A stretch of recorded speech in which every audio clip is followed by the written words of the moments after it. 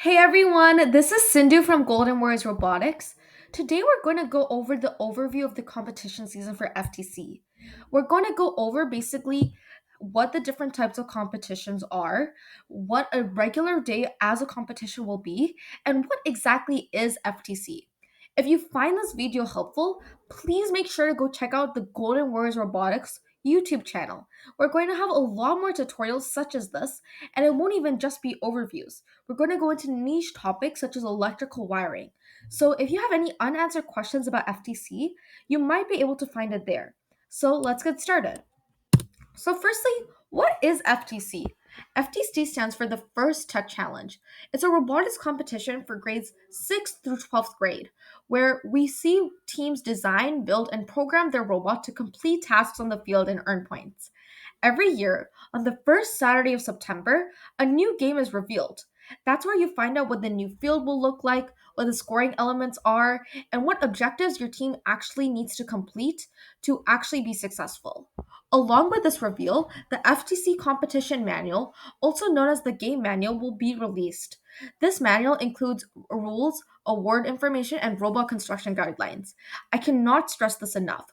Please read the competition manual because it tells you the game specific rules that your robot needs to comply with.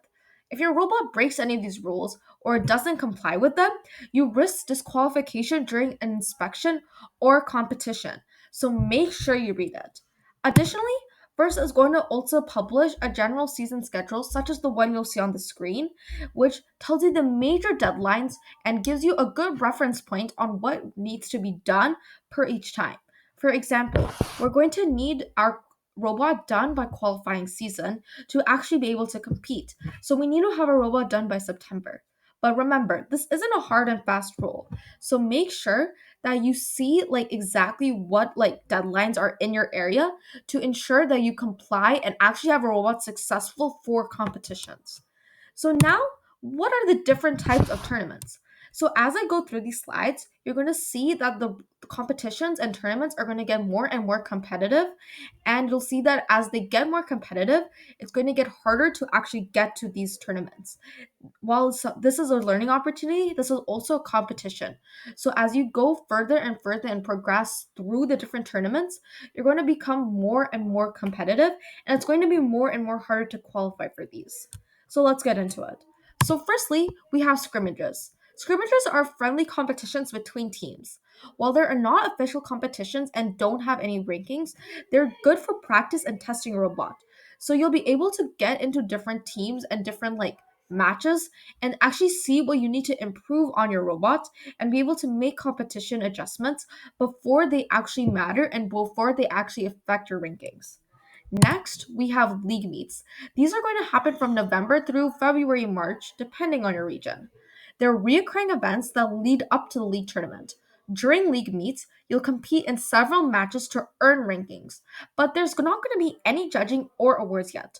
You must compete in 10 matches across all of your league meets in order to qualify for the league tournament. So while you don't have to go through every single league meet, you have to go to at least a few to hit the 10 match mark. Next, we have league tournaments. So after the league meets, you're going to move on to your league tournament, which usually happens between February and March. This will happen after the league meets end. So that's when things get more official. The tournament includes robot judging, awards, and a qualification bracket to determine the winners. Teams are going to compete in 5 randomized qualification matches. Then, the 8 top ranked teams are going to select their partners. This is known as alliance, and they're going to compete in a tournament style bracket to determine the official winners. Then, the winning alliance and the Inspire Award winners are going to move on to the tournament, which is also known as regionals. Okay, so now let's look at regionals. So, the championship tournament that happens somewhere between February and April, depending on your region, follows the same structure as our league tournaments, but there's going to be more teams and a higher level competition. So make sure as you go through the tournaments, you're improving on your robot and getting the constructive feedback that you need to be successful in these higher level tournaments. In larger regions, there might even be a super qualifying tournament between the league and the championship stages to ensure that there's not too many people at the championship tournament as a whole. The winners of this is also going to advance to the first championship, which is known as the Worlds. This is our highest level of tournament. So let's look at it. So the first championship is going to happen in April, and it's a global event that's announced annually in Houston, Texas, bringing together the top teams from around the world. It's not just going to be people in Texas or the US. It can also be international students, such as people from Taiwan or Canada. The structure of this is similar to other tournaments. So you're going to have your qualification rounds, your matches, your line selection, elimination rounds, and then awards. But the difference is because there's so many tournaments and so many teams, it's going to go over the few days. So it'll be between 2 or 3 days. Teams here are going to be highly accomplished, meaning we're going to have the best builders, programmers, and strategists at FTC. So if you're in the Houston area, I highly recommend going to this tournament just to get a learning experience, even if you don't qualify, because you're going to be able to talk and ask questions to the highest level of our programmers, highest level of our builders, highest level of our strategists. So it's an incredible learning opportunity, and I really hope that if you're in the area, you'll take advantage of it. Okay, so this is right here is a table which shows you like the different tiers of our competitions. I'm not going to go through this, but I highly recommend you look at it because it's a very good review of all the information that we just got through in the last few minutes. Now, I know that everyone's really stressed about where they'll be able to find the events that they need to go to.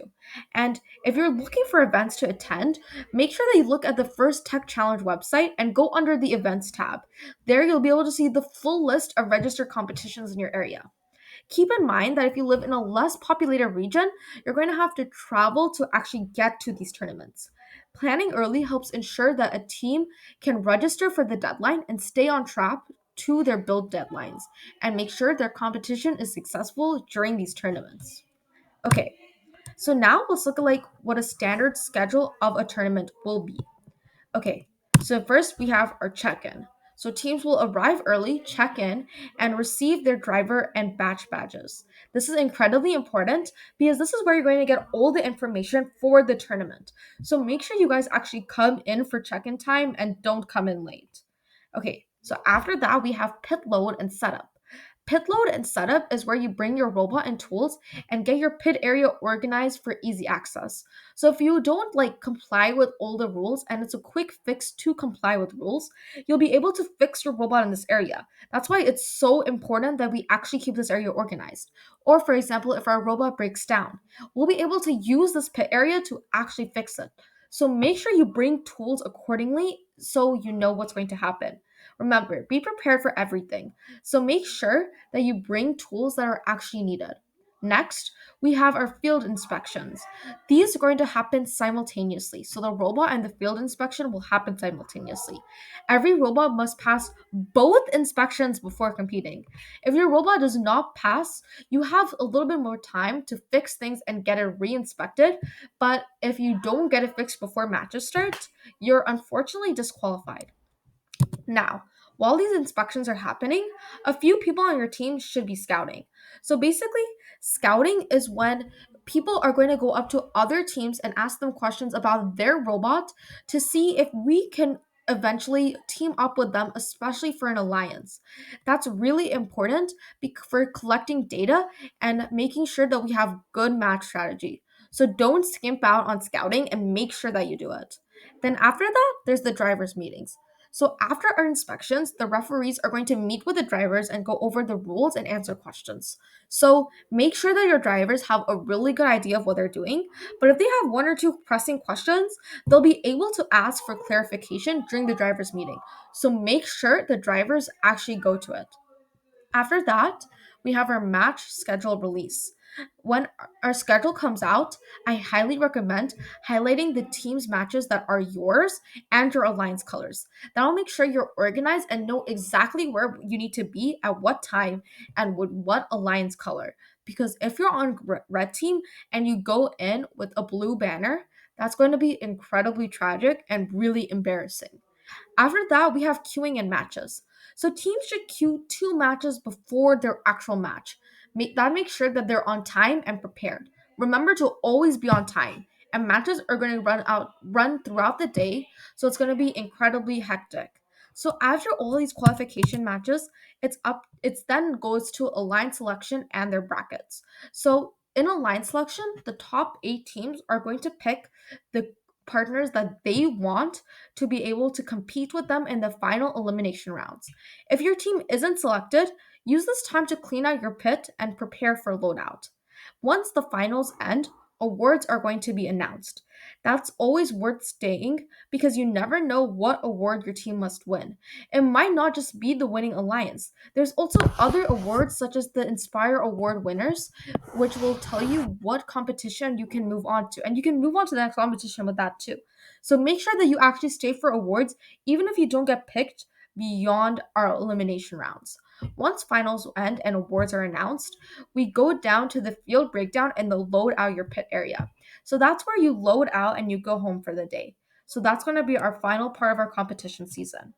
So thank you guys so much for listening. This wraps up our overview for the FTC competition overview for FTC. Hopefully this gives you the clear picture of what to expect for your first FTC season, from scrimmages all the way to Worlds. Thank you so much for watching. And if you have any other questions about FTC, I highly recommend going to our Golden Warrior Robotics page and looking at all of our other YouTube videos. Additionally, I would check out the manual, so the vote. So I would go to the FTC manual that we talked about, and that's gonna have our specific rules that we must follow.